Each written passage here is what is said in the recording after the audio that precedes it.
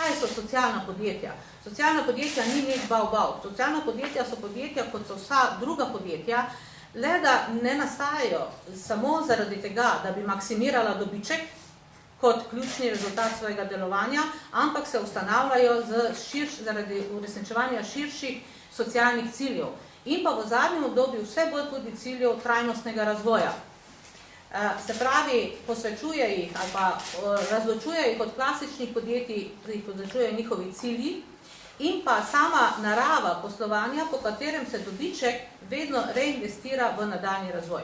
Seveda, v našem prostoru je bilo že veliko razprav in vem, da me boste tudi vprašali, zakaj bi pa nekdo ustanavljal podjetja, če ne bo imel dobička. Da so taki ljudje in da seveda popolnoma liberalni koncept, kjer je ključni motivator samo dobiček, ne vzdrži v celoti, je najlepše opisal Mohamed Yunus, Nobelov nagrajenec, ki veste, da je razvil Grameen Bank, ki se je ukvarjal z pomočjo vsem tistim, ki želijo nadgraditi svoj položaj skozi neko mikropodjetniško aktivnost, ki je lepo dejal, ni problem v tem, da bi podjetniški liberalni koncept bil zgrešen.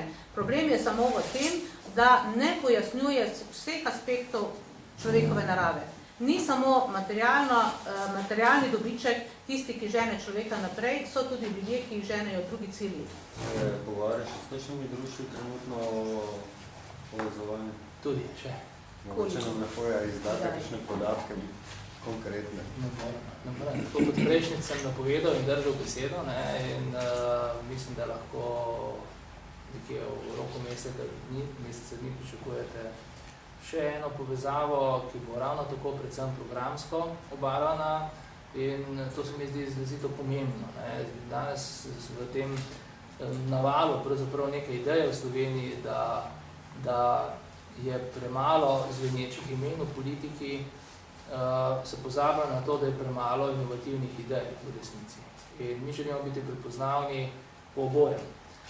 In se mi zdi, da moramo predvsem paziti, da v tej tekmi, ker se išče magično ime, ki bo prekrilo vse ostalo, se ne pozabi na ta programski vidik. Zato nam je bila ta povezava tako zelo pomembna, nam je pomembna.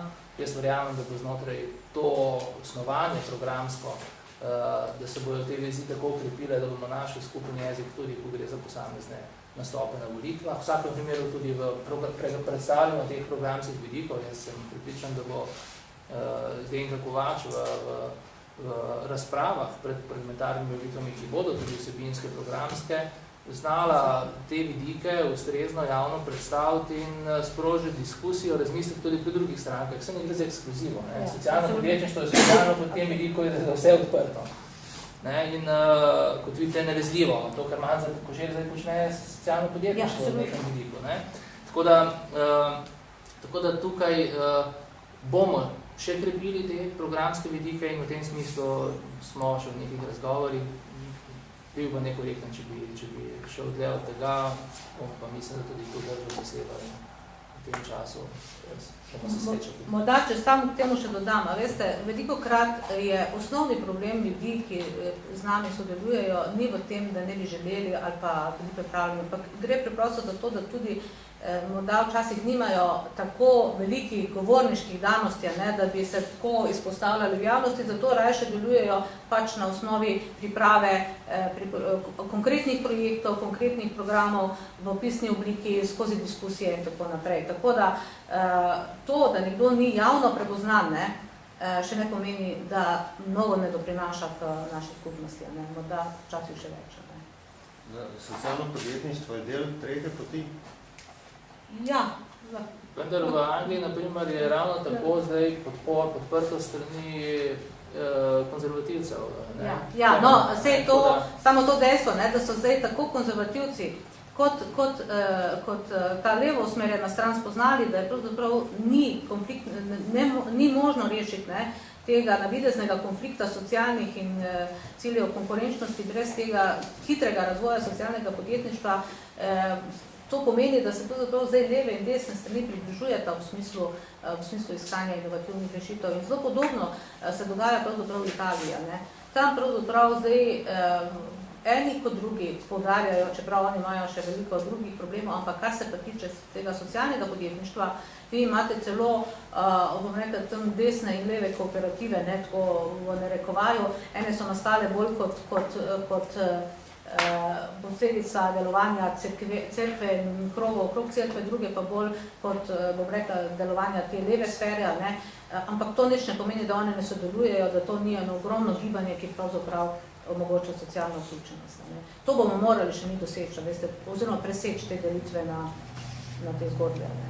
Tretja pot je bila sicer način, kako so socialdemokrati, bom rekel, iskali neko novo pot iz tradicionalnih socialdemokratskih konceptualnih okvirov. Tako da to je že, bom rekel, precej stara reč, relativno stara reč.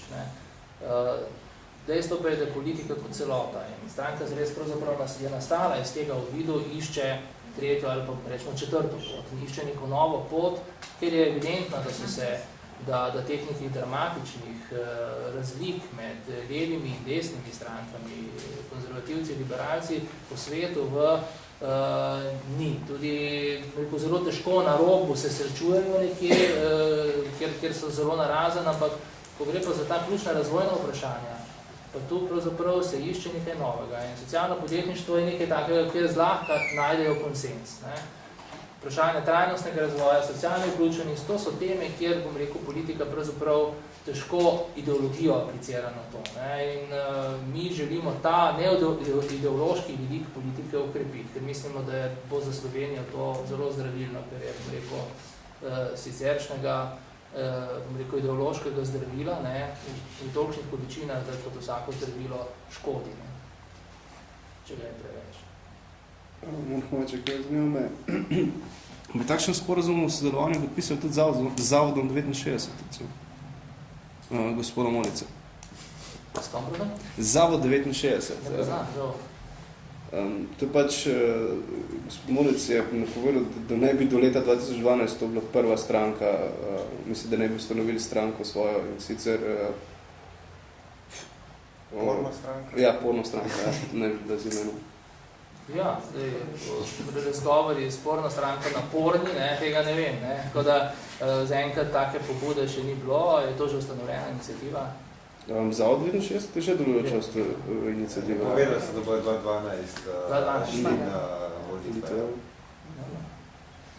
Naj se ustanovijo, formulirajo svoj program in bomo z veseljem, bom rekel, prisluhnili in pogledali.